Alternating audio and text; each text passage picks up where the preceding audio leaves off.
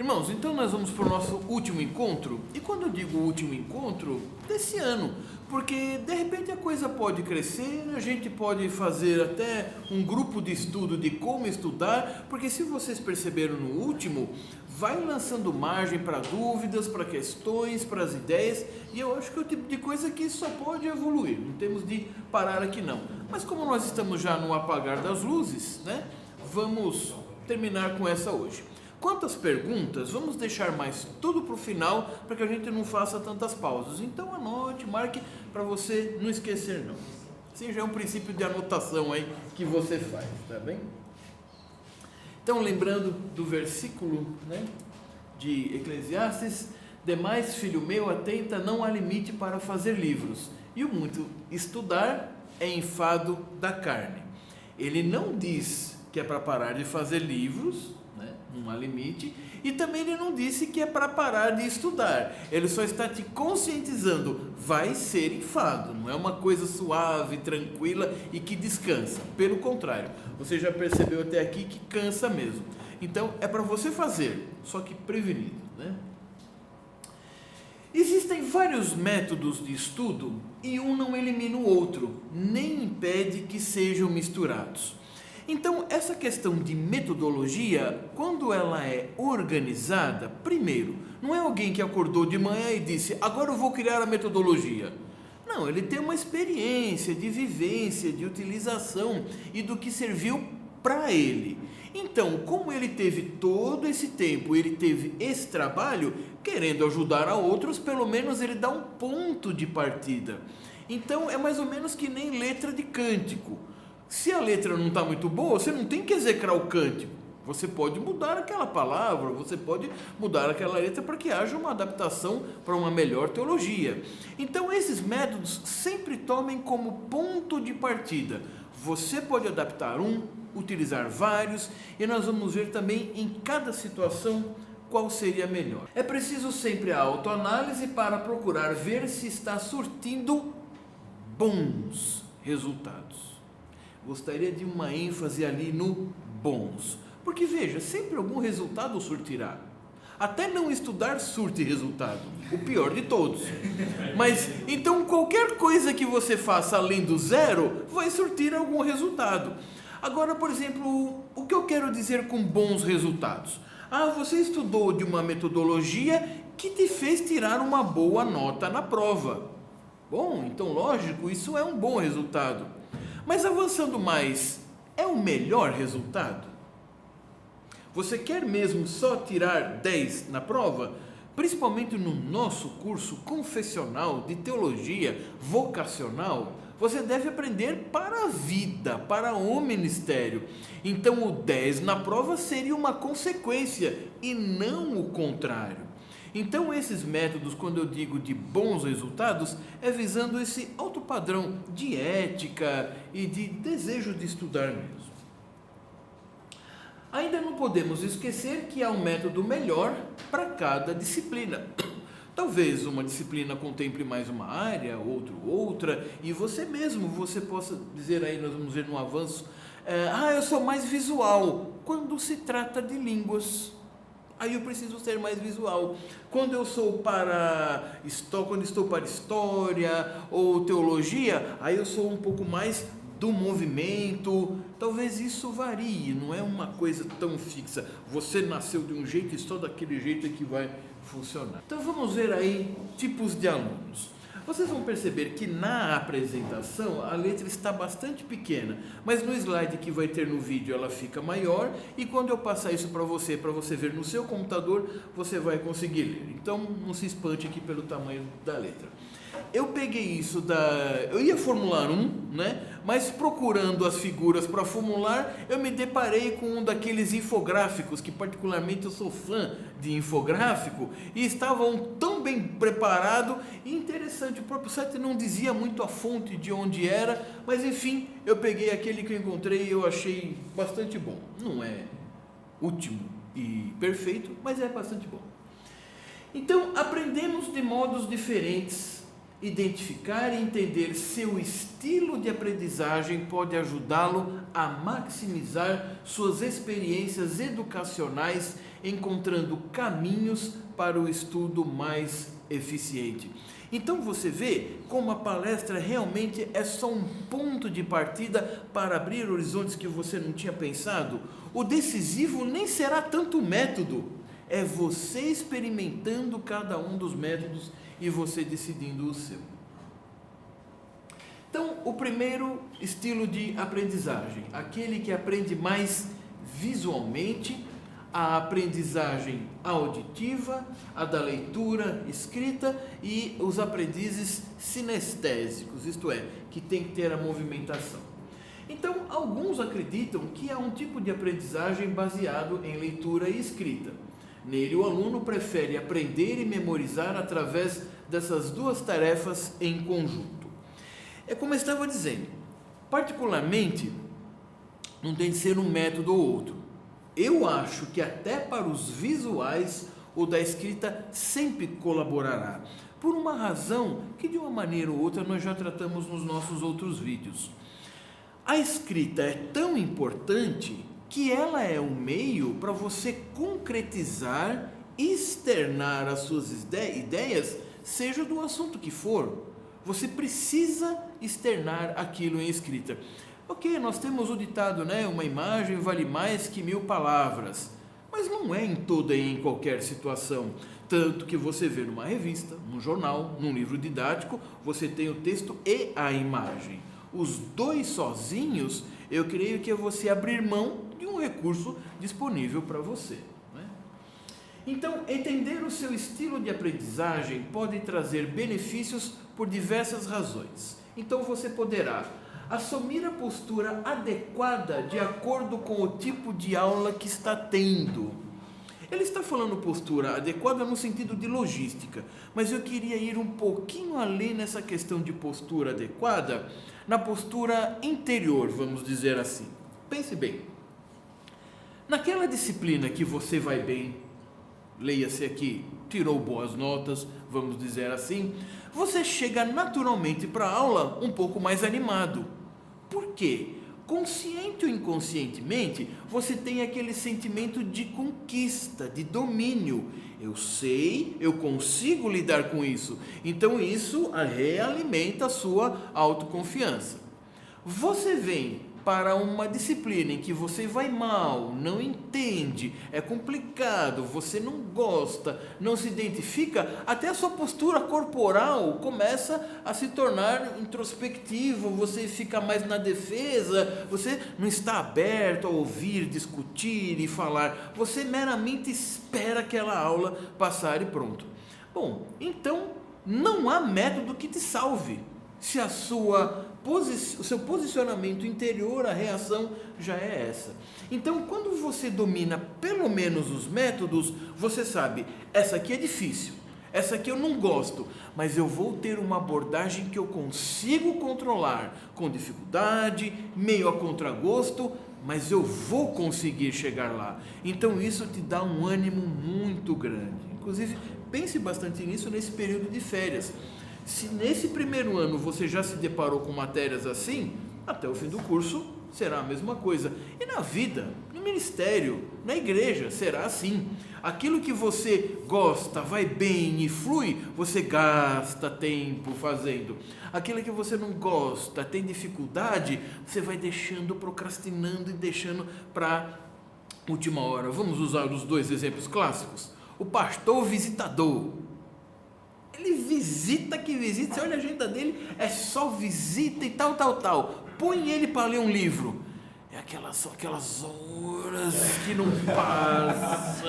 É uma tortura. Agora põe o pastor que é mais do escritório e do livro. Deu a hora de visita. Eu vou confirmar para ver se fulano vai estar mesmo, né?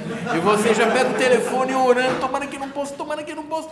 Aí fala, não, eu estou esperando sim. Amém, irmão, então eu já estou saindo, tá? Então aquilo vai ser a tortura para você. Outros serão administração. Ele gosta da interação, ele tem uma boa interação, então ele gosta da visita, ele vai bem. Como ele também gosta dos livros, lá na visita ele dá meio que uma aula e ele pastoreia ali, aquela aula particular é maravilhosa. Reunião do conselho. Ele vai ter que expor um projeto. Ele já sabe que fulano é contra ele. Fulano é contra o projeto. Aquele outro não sei o que. Delegar. Aquilo vai ser uma pena para ele. Então, cada um de nós terá uma ou mais dessas dificuldades. É aí que está o desprendimento para o ministério e para o estudo. Eu vou fazer um monte de coisa que eu gosto, eu vou fazer um monte de coisa que eu não gosto. Como, aliás, tudo na vida. Perceber quais as melhores e mais eficientes métodos de estudo para você. Muitos chegam no seminário, qual o melhor método? Eu sempre digo, o seu. O seu será o melhor. Compreender em que tipos de provas ou testes você é bom e quais têm mais dificuldade, certamente, para se especializar nele e minimizar. Então, primeiro o aluno visual. Aqui ele fala até um pouco do ponto de vista do professor, mas é interessante.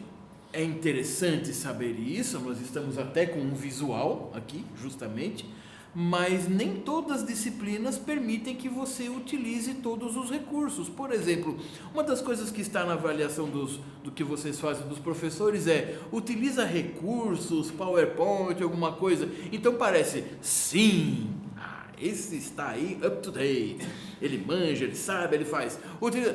Não, que demérito. Então uma das primeiras coisas que você aprende como professor é, você não tem que nada. Você tem de ensinar o seu aluno. Então, se a moda é PowerPoint, e daí? Se para você não serve, não serve. Se a moda é isso ou aquilo, e daí? Para você não será. Inclusive, fica uma coisa falsa, fica uma coisa ruim, né? Inclusive, tem professores que, forçadamente com essa coisa de usar PowerPoint, o que fizeram? Escanearam o livro e postam o livro no... Para estar usando PowerPoint. Ou seja, é o livro ali, né? É postilha, né? Mas enfim, vamos lá. Interpretação de gráficos ou mapas, artigos ou qualquer coisa que mostre um processo. Pior tipo de prova, perguntas e respostas orais. Aliás, você acha que a dificuldade sua talvez esteja no escrever, seja para colocar suas ideias, seja para colocar a interpretação de um texto e tal? A grande maioria tem dificuldade de fazer uma prova oral. Por quê? Enquanto você está escrevendo, você pode se deter, repensar, apagar, fazer de novo, reescrever, corrigir. Agora no oral não. Você está falando, está saindo, está valendo. É aquilo, é aquilo. Você pode até dizer, desculpa irmãos, me enganei e tal. Mas você não vai fazer isso a cada 5 minutos. Senão fica uma palestra de enganos e correções. Não dá certo. Mas creia, se você é capaz de fazer uma boa prova oral, eu digo, você domina aquela matéria. Então não está aí, mas como dica, experimente fazer uma prova oral para você mesmo. Faça perguntas sem antes ter consultado no texto e sem antes começar a escrever. Você olha a pergunta e você fala em voz alta. Não adianta fazer prova oral silenciosa, né? Não adianta. Você tem de falar, porque é isso que seria na hora, né? Sempre simule simulando mesmo. Métodos de aprendizagem. Desenhar ou grifar informações que precisa lembrar. Esse primeiro tópico é bastante interessante e exatamente ontem eu estava lendo um texto sobre essa questão do como ler, grifar e tal, e foi feita uma pesquisa que eu confesso me surpreendeu. Para a grande maioria que não é visual, a maioria não é visual, para a grande maioria grifar textos não adianta absolutamente nada. Eles disseram que a pesquisa provou justamente o contrário. Aquelas pessoas que não são visuais, elas querem grifar o texto, elas ficam tão preocupadas em achar o que devem grifar e o que vai ser grifado, que elas ficam às vezes com o foco em coisas periféricas do texto. Então você dá lá 2 páginas de leitura, a pessoa leu, grifou, marcou, tal. O que você leu? Ela não sabe dizer. Isso para uma compreensão imediata. Qual que é o valor do grifar? seria o ideal na produção de resumo, como eu já disse, não é? Como é que você faria resumo? Você lê, grifa e você volta os seus olhos na segunda leitura simplesmente para os grifados, para você ganhar tempo, e dos grifados você abstrai ali o seu texto. Mas a grande maioria, o que faz? Abre o livro primeira vez, vai... já vai lendo e vai fazendo. É um poder de síntese assim tremendo, né? Não é assim. Temos o ideal e o real. Copiar o que está no quadro. O grande problema do aluno de hoje, eu creio, há vários, mas então vamos dizer, um dos grandes problemas do aluno de hoje é se sentir medíocre na metodologia e se sentir medíocre na escolha do que está fazendo. Por exemplo, não, hoje você tem que vir para a sala de aula com o seu notebook, senão você não é um aluno do momento. Olha lá, você está em que século? Com lápis, caneta e tal. Então ele já se sente diminuído. Ele abre todo mundo um notebook. Ele abre um caderno e comprou na venda. Ali. Então eu já penso, já estou para trás. É a primeira coisa. Segundo, está todo mundo digitando e fazendo e mudando cores e tal. E ele ali, com a caneta Bic. Então ele já se sente tremendamente depreciado por isso. Né? Com aquelas 4 cores, né? Salsicha azul. Então, é difícil. Então, veja como você é tremendamente influenciado pelo que dizem, pelo que esperam, pelo que você vê, e não tem nada a ver com a melhor metodologia. Uma ótima é copiar o que está nos quadros. Nós vamos ver mais no final hoje. Porque digitar, você transpôs a informação de lugar, mas não pense que aquilo ficou gravado na sua mente. Com a mesma velocidade que você digitou, é a mesma velocidade que você esquecerá. Novas pesquisas. Um dia eu vou documentar tudo isso direito, mas eu vou lendo assim, não é? Do quanto é retido pelos alunos que digitaram e pelos alunos que escreveram. Os que digitaram não retiveram quase nada. E os que escreveram já de primeira, não digo, veja, é a mera gravação da informação, não é nem o estudar, só de ter escrito eles já tiveram muito mais retenção de informação. Transformar frases em esquemas, veja, algumas coisas são ótimas para quem funciona. Se você se meter a fazer, vai dar uma confusão miserável. O N aí parece que já falou que gosta muito de transformar em esquema. Agora, por exemplo, transforma isso daí em esquema. O que eu ponho antes do que vai para onde? Bom, se você não tem um esquema na sua mente, não tem o que transformar. Então, talvez para você não sirva. Tomar nota em forma de listas. Isso ajuda muito. De fato, ajuda muito. Nós vamos ver mais no final. Colorir, sublinhar e circular palavras em anotações. Tem gente que sublinha tudo, inclusive Bíblia, uma Bíblia completamente sublinhada e pintada, ou seja, não tem nada que fique livre. É raro acontecer isso, mas alguns fazem. Então, o ideal é você criar o seu sistema.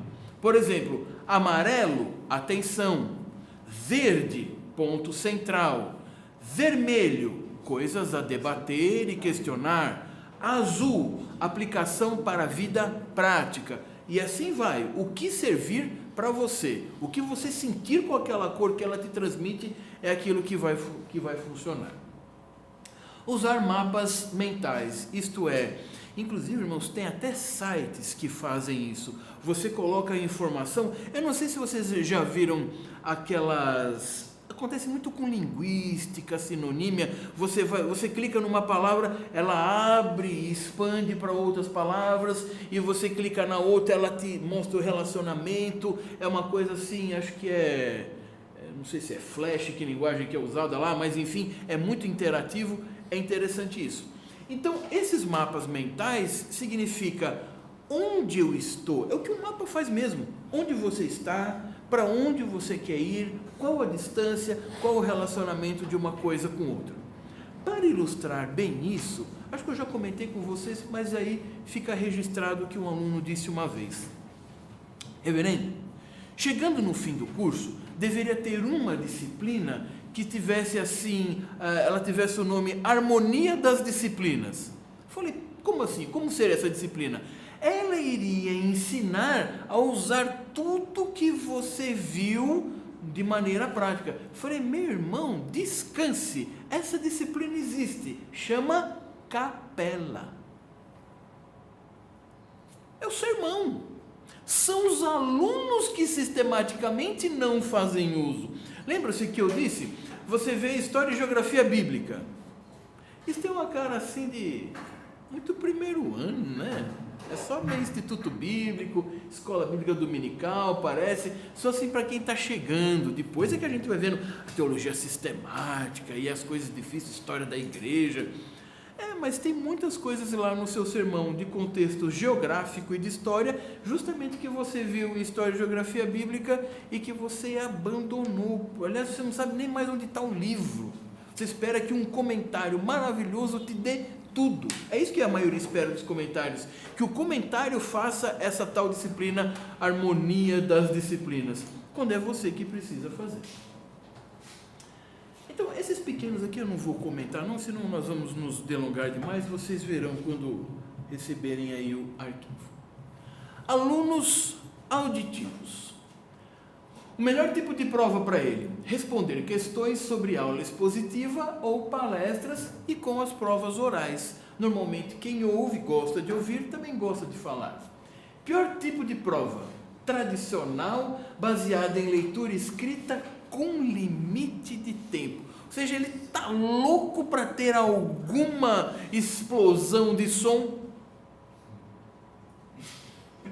Que negócio parece sepulcral, mata, o raciocínio parece que não vem. Tanto que você vê, isso acontece um pouco mais com os idosos, mas tem também com os jovens. Vamos fazer aqueles grupos de oração silenciosa e tal. Aí sempre tem alguém no grupo que ora silenciosamente assim. Quando eu era pequeno, eu ia na reunião da SAF de oração com a minha mãe, né? Falava, mãe, por que fulana fica... Se a oração é silenciosa? Meu filho, é assim que ela ora silenciosa. Tá bom, então eu assumi aquilo. Mas por quê? Ela não conseguia concatenar ideias totalmente em silêncio. Ela tinha que... Mas imagina a prova de línguas, você fazendo... Não vai dar certo, né? Então, como você pode aprender? Repetir conteúdos oralmente com os olhos fechados, isto é, você tem total ênfase ao som, né? No som. Gravar palestras e assistir a vídeos. Tem gente que simplesmente não suporta mais do que 10, 15 minutos de vídeo. Se for uma palestra ao vivo, ainda que não seja interativa com perguntas, ela aguenta tranquilamente 2 horas.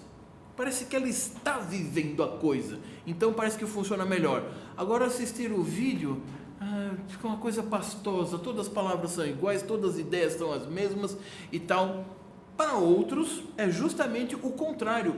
Quantos não gravaram coisas e colocaram no carro ou no smartphone e vai ouvindo, seja de ônibus, seja como for, e assim pode produzir. Eu creio, por isso que eu estou falando, a união dos métodos faz a força. Porque você pode ter um bom visual, você pode escrever e depois experimente gravar você lendo aquilo que você escreveu. E depois você ouve quando possível, no carro, no telefone, onde for o caso. Então você tem uma conjunção de coisas. Participar de discussões de grupo, o que para muitos é um céu, para outros é inferno. Participar de discussão, você já vê, sabe aquele livro O Corpo Fala? Participar de discussão, a pessoa já senta assim. Ou seja, eu estou aqui no meu forte Apache, eu não saio e ninguém entra. Quem gosta de discussão já vai armando assim, já vai ficando assim, o peito para fora. Então, quando eu vou falar? Na verdade é isso que ele está dizendo, né? Quando eu vou falar? Você precisa parar, falar para a pessoa parar. Então, para alguns funciona, para outros não. Por isso que eu digo, alguns perguntam, é bom estudar em grupo? Sim e não. Veja se funciona. Primeiro, se for um grupo bagunceiro, é péssimo. Porque vocês vão ficar rindo, falando um monte de coisa e tal, e não vai fazer nada. Se for um grupo ordeiro, sim, um pode ajudar o outro. Mas pense, O que para um está afirmando, reafirmando, confirmando, o outro vai se fechando, ele vai se sentindo menor e pior, e aquilo acaba sendo uma tortura. O que seria um momento de expansão é justamente um momento de introspecção sem função. Criar associações de palavras para ajudar na memorização. Eu comecei a ter esse raciocínio a partir de um aluno de hebraico que ele me disse: reverendo, eu não sei o que acontece, eu estou lá na aula, o senhor explica, eu entendo, eu faço os exercícios, olhando no livro, pegando o vocabulário e tal, eu faço, a maioria, 95% eu acerto, mas quando eu vou simular a prova em casa, sem o senhor falando, sem eu consultar, aí o vocabulário, a coisa não sai. Ele disse, para mim, eu preciso de uma aplicação muito prática.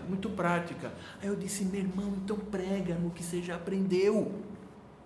Eu vou morrer dizendo isso. Você aprende lá do adjetivo atributivo, predicativo, uma questão totalmente gramatical, conceitual. Mas nós já vimos os reflexos teológicos disso. Por que você não prega em textos que tenham a questão do predicativo e do atributivo? Ou faz uma devocional, faz um paper, faz um estudo, uma pastoral, qualquer coisa. Você tem a aplicação para aquilo, né? Então, se falta um pouco de contato, complemente, busque ir atrás. Alunos sinestésicos. Bom, eu diria que para nós, quem tiver essa facilidade para o nosso tipo de curso, é um dos que tem mais dificuldade para aprender, porque o nosso curso ele é bastante teórico, vamos dizer assim, não no sentido pejorativo, mas você está recebendo conceitos, você não está fazendo movimentos, né? Então, por exemplo, um aluno sinestésico para um curso de educação física, ótimo. Para um curso de medicina, talvez, odontologia, em determinadas matérias, vai ser ótimo. O mais sinestésico que você tem é evangelismo JMC, andar pela rua e fazer a coisa, não é? Talvez instituíssemos, né, o método platônico, ou melhor, peripatético, né, de aprendizado. Eu vou ficar dando volta no seminário com vocês, a falar de hebraico e tal. Eu vou para Jurete num instantinho. Então, melhor tipo de prova: definições curtas, questões de completar e múltipla escolha. Por quê? É interessante isso. Você tem o espaço, então parece que você faz um movimento de preencher, você faz um movimento de completar, relacionar. É um jeito. Só que, irmãos, a prova assim, para línguas, a prova assim fica muito baba. Por quê? Eu já estou te dando a resposta, você já viu, você só precisa relacionar. Quando, na verdade, no texto bíblico, veja, a prova é uma simulação da sua exegese dominical. O que você terá? O texto bíblico. Não tem relacione, não tem complete. Você precisa sair daquele nada, vamos dizer assim, sem ponto de referência, para você criar as referências. Pior tipo de prova: escrita de longos textos ou testes tradicionais. Que é tal coisa? Descreva e relacione. Terrível, não é? Métodos de aprendizagem: estudar em pequenos blocos de tempo. Isso ajuda mesmo. O que são esses pequenos blocos de tempo? Talvez essa seja uma quarta aula, o negócio lá do Pomodoro, né? Mas podemos dizer aqui de maneira simples: faça esse teste, não precisa estar escrito em lugar nenhum. Trabalhe de meia em meia hora, só que 25 minutos trabalhando, seja lá o que for, e 5 minutos de descanso. É leitura? Eu não vou me distrair. 25 minutos, tá. Eu preciso copiar esse vocabulário para decorar? 25 minutos. Então você tem que ser fiel, rígido nos 25, fazendo, bem como nos 5, não fazendo. Eu diria, você tem de fazer o teste algumas vezes para ver se você está resolvendo. Para alguns, 25 minutos em leitura é muito pouco. Se ele parar, ele vai sentir que está bloqueando. Então ele prefere ir uma hora e meia. Mas você tem de ter testado o outro e perceber que essa uma hora e meia funciona de verdade. Para muitos, eu diria que é a maioria, porque o nosso sistema educacional não nos leva normalmente com boa qualidade levados a ler, então você não está acostumado. Então você lê uma hora, quando você chega, você até lê, mas quando vai passando da primeira meia hora, 40 minutos, primeiro você vai dormindo, depois aí você começa a pensar, o que eu li mesmo? Eu não sei mais de onde eu comecei. Você não sabe nem o livro que está ali, você tem que olhar a capa e tal. Então, depende do caso. Priorizar aulas práticas. Difícil para nós, né? Porque o nosso prático ainda será teórico, né? Por exemplo, vamos fazer a passagem conceitual da questão dos adjetivos hebraicos para um texto. Bom, tá bom, mas é texto. Ficou um pouco mais prático, mas ainda é texto, não é? Fazer viagens de estudo. Vá para Israel. Aproveite essas férias. Vá para a Grécia, vá para Roma. Não fique parado na sua cidade sem ter o que fazer. Por favor, não é? Estudar em grupo, se funcionar. Usar jogos da memória e outras formas lúdicas para memorizar fatos. Bem, a ideia dos flashcards, seja digital, seja de papel, não deixa de ser uma espécie de jogo da memória. Não é de formar pares, né? Alguns têm aí um super kit à venda aí. Aceitamos encomenda pelo correio, né? É primoroso, muito bem. Então, de acordo com um dos sites de referência, visitantes que responderam a um questionário entre outubro a dezembro de 2011 apresentaram os seguintes estilos de aprendizagem. Veja que fica mais, pelo menos dessa amostragem, ficou meio que equilibrado. Olha, 27,6 sinestésico, 26,8 escrito, 20,6 visual, 25,1 auditivo. Por que eu disse que o visual acontece em menor medida e até a pesquisa prova isso mesmo? Eu tenho percebido isso neste curso. Talvez em outros cursos, pela própria vocação e estilo que a pessoa tem, ela já vai representar maioria. Pense, por exemplo, um aluno que estuda artes, educação artística. Bem, se ele não for visual, acho que ele terá alguma dificuldade no curso, não é? Talvez ele tenha uma grande dificuldade na leitura escrita. Mas no nosso curso, os que vêm normalmente têm uma grande dificuldade visual. Poucos dizem, olha, reverendo, eu dou uma olhada assim no vocabulário, dou umas 3 lidas, pronto, está lido. Inclusive, quando eu fecho o olho, eu já sei, essa palavra estava na página tal, ali naquele cantinho, assim, eu já sei até dizer onde a palavra estava. Mas, irmãos, isso não representa a maioria, né? Então, você precisa ver em qual você se encaixa. Se você não sabe, qual a melhor coisa? Teste um pouco de cada método. Quando você receber isso hoje à tarde lá pelo site, pelo nosso grupo lá do Facebook em PDF, dê uma olhada. Olha, disso aqui eu me identifiquei com esse negócio, eu vou marcar cores, vou arriscar isso. Olha, eu achei bem legal aquele negócio de eu escrever, eu mesmo ler e me gravar, para depois eu me ouvir. Eu vou tentar isso também. Ou seja, você foi fazendo como um popurrí. Eu diria, sou aqui pedagogo e nem psicólogo, mas eu diria, se de cara você sente que não é influenciado por nenhuma moda e você se identifica com uma coisa ou com outra, muito provavelmente aquilo é o que você gosta, é o que você tem facilidade, porque dificilmente você se identificaria com uma coisa que você não quer. Então, eu acho que esse feeling é um bom ponto de partida. Pensando especificamente nas disciplinas do seminário, creio que podemos fazer algumas classificações. Ela está longe de ser exaustiva, é por áreas, mas é só como dicas mesmo para você, não vai muito além disso. Então, nas disciplinas de língua, elas exigem manutenção quase diária. Por que eu digo quase? Quem tem facilidade precisará muito menos. Só que interessantemente, porque tem a facilidade, gosta, então acaba pegando mais. Os que têm dificuldade, lembra-se no início do nosso encontro?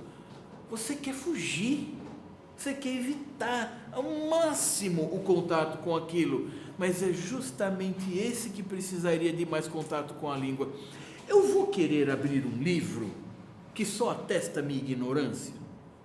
Eu vou querer abrir um livro que só atesta que eu não consigo entender aquilo? Não, em princípio não. Mas essa não é a abordagem. A abordagem é, pense, eu tenho dificuldades com isso, mas se eu investir nisso, logo eu dominarei, ao invés de estar sendo dominado por esse sentimento.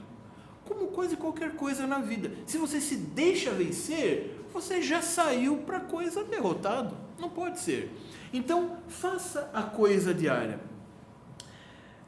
Em palestras motivacionais, não aquelas com fundo falso, de mero otimismo não fundamentado. Estou falando palavras motivacionais, fazendo você reconhecer possibilidades em sua vida mesmo. Eles dizem o seguinte: para o inteligente, muito inteligente, e para o não tão inteligente, para o organizado e para o desorganizado, para o animado e para o mais desanimado, isto é, não importa quem, existe um princípio dourado de qualquer coisa: aprendizagem, trabalho, relacionamento, vivência, esteja lá. Simples assim. Esteja lá. Você pega o livro, não entendi.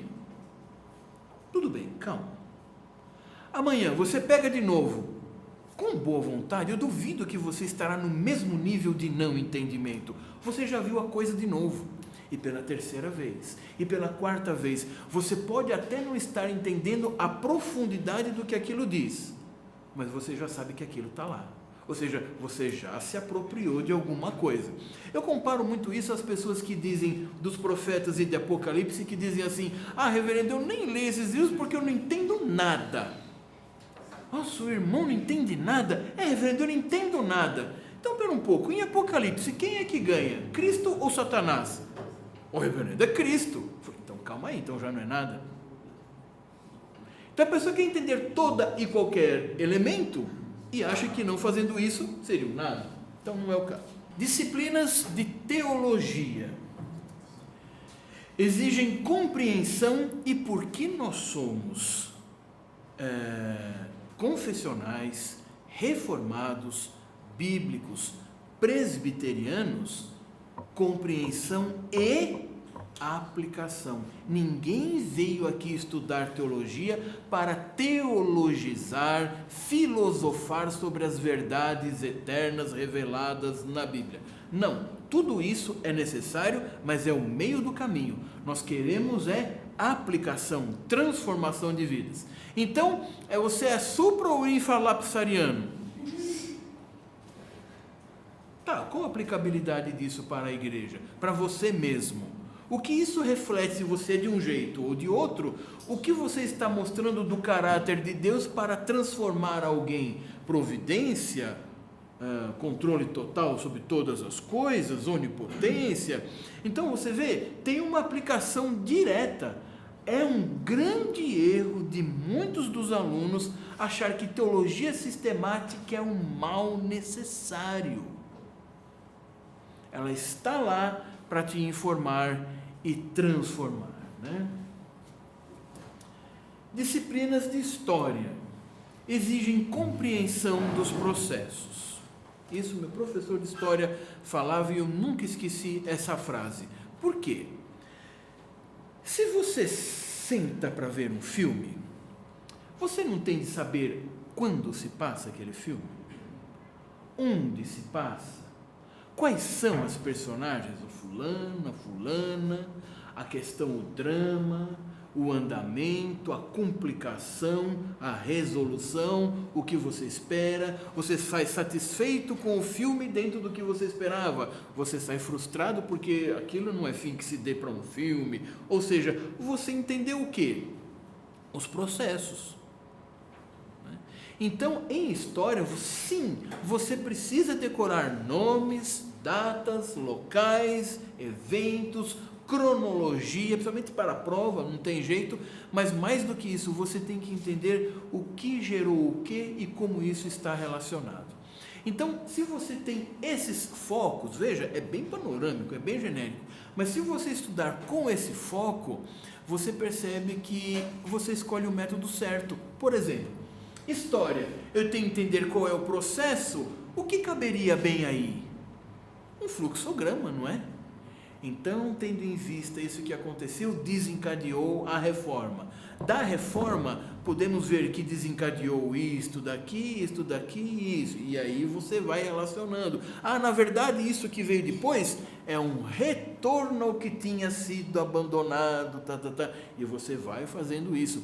Talvez o seu primeiro fluxograma seja bom passar limpo logo, porque senão depois nem você entende. Você foi rabiscando e você apagou um pouco e você fez, isso aqui está enganado e tal. Mas aí, veja, são os processos de fixação. Quando você passar a limpo, primeiro, você está clarificando. E segundo, um segundo contato com o mesmo material. Outro erro dos alunos: achar que passar coisa a limpo é a mais pura perda de tempo. E depois fica 3, 4 horas para decorar um negócio. Se você tivesse passado a limpo, talvez você gastasse 2. Né? Então, não é perda de tempo. Né? Aí, agora que vai para nós encerrarmos, uma dica de boa anotação. Eu estava lendo alguns textos sobre isso e fala daqueles 2 casos extremos clássicos. Aquele que não anota nada, mas ele compreende tudo que está na aula, justamente porque ele não anotou nada. Ele foco total na apresentação. Maravilha! Mas na prova e para a vida, ele precisará de dados. Ele entendeu por que a igreja primitiva tinha aquela função naquele momento assim, naquele momento histórico. Ok, mas quem foram da igreja primitiva? Que século mesmo? Ele não sabe. Então ele tem informações soltas, concatenadas, mas sem ter localidade e tempo.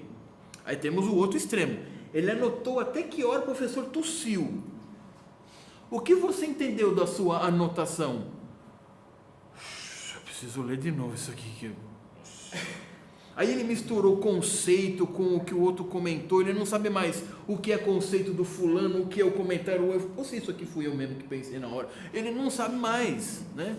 Teve um aluno na minha turma que o reverendo Hermes sempre pedia para eu fazer resumo das institutas. Ele trouxe um texto maior que o das institutas. Ele não fez resumo, ele fez glosa, né? Podia publicar um dia. Não é aquilo, não é essa a ideia. Então pense lá na sua folha de caderno. Você vê que eu estou falando caderno. Faça uma linha reta do lado direito, se for a folha direita, lógico, para você fazer anotações paralelas. Aí você pode colocar as suas anotações. Você vê, eu coloquei lá um título em vermelho, um subtítulo em azul. Pode ser com aquela caneta 4 cores, mas faça o sistema de cores. Mas como é que eu vou adivinhar se o que o professor está falando é título ou subtítulo? Você não tem que adivinhar. Pergunte. O tema da aula de hoje é, então, talvez o título maior em vermelho. Isso que você está falando já é um outro ponto independente ou ainda estaria dentro? Porque às vezes o professor fala tantas vezes a mesma coisa, isso é um risco que nós corremos. Você às vezes, ou pelo cansaço, fim de semestre, você fala menos achando que falou tudo. E ficou uma lacuna para o aluno. Então ele foi mesmo, por que ele disse isso? Então cabe ao aluno perguntar, você está aqui para isso, os professores para responder. E aí você pode seguir fazendo o seguinte: você faz as suas anotações laterais, isso eu diria depois. Então, até aqui, foi o que você coletou na aula. Maravilha, fechou o caderno, foi embora, tal. Naquela sua agendinha que vimos lá na primeira aula, então é a sua aula, momento de rever aquela aula. Bom, você tem um espaço em branco para escrever, está tranquilo. Aí você vai lendo e você vai fazendo um resumo ou os tópicos da sua própria anotação. Então, por exemplo, talvez você venha a convencionar vermelho, muito importante. O texto já abriu com um negócio que é o tema da coisa. Aí você vê que são pontos em azul, são pontos importantes, mas que já são uma decorrência daquele lá. Ponto verde, talvez seja alguma coisa para maior reflexão posterior, ou então é uma coisa que eu anotei, mas eu preciso pesquisar mais porque o próprio professor não falou muito e eu quero entender mais. Ou seja, é você que cria isso. Então, veja, está manuscrito, então você já teve o benefício da escrita, mas você concorda que está organizado? Parece um livro didático impresso? Tudo isso aí poderia estar em Arial, mas está na sua letra e não impediu a organização. Depois disso, numa terceira lida, porque agora nós já estamos pensando em estudar mesmo, você poderia revisar esse texto. E aí sim, você vai fazendo as suas marcações. E você cria um sistema de código de cores também para essas marcações. Então, amarelo talvez sinalize, tome cuidado, leia isso de novo. Aí você vem com um verde, por exemplo, significa, olha, é isso aqui que é importante para tal coisa. É você que convencionou. Então, ao longo de nossos encontros, espero que você tenha conseguido melhorar no quê? No desenvolvimento de uma mente mais organizada. Se você deixou a mente pela mente, ela não se auto-organiza. Você tem de criar um método. É mais ou menos fazer exercício em academia. Você olhar para o músculo, ele não se desenvolve. Você tem que ir lá e condicioná-lo. Então, se você deixar sua mente pela sua mente, ela só vai ficar como está. E eu diria, algumas coisas nunca ficam como estão. Se elas não melhoram, elas pioram. Creia nisso. Então, espero que você tenha tido algum princípio para isso. Na utilização de equipamentos de escritório para a organização. Então, as canetas, as cores, os cadernos, as agendas, né? Familiarização com os aplicativos digitais e para organização. Então, existem e eles são muito utilizados. Alguns por modismo, outros porque utilizando para valer mesmo. Então eu acho que vale muito a pena você dar atenção, principalmente aos dois. Veja, falo da minha experiência. Principalmente aqueles dois lá, o Evernote e o Google Keep, que cada um pode ser utilizado em qualquer sistema operacional, então não tem problema, sabendo que a vantagem é, você faz no Smart, está no tablet, está no computador, está na Lan House, aonde você for, tudo que você colocar está lá. E o reconhecimento do melhor método para você. Talvez até aqui você estivesse tateando, agora pelo menos você tem uma estrada, você tem um caminho um pouco melhor para você seguir, e quem sabe no ano que vem, nos encontros, a gente não tem um momento aí de testemunhos, né? Eu usei esse daqui, eu usei aquilo, para mim não resolveu nada. Olha, esse foi a luz para o negócio. E aí nós vamos vendo. Mas como assim? Foi bom para você? Mas como é que você usou? Eu não usei bem daquele jeito não, eu fiz de um outro. Ah, então funcionou. Muito bem. Certo? É isso, irmãos. Então, encerramos aqui.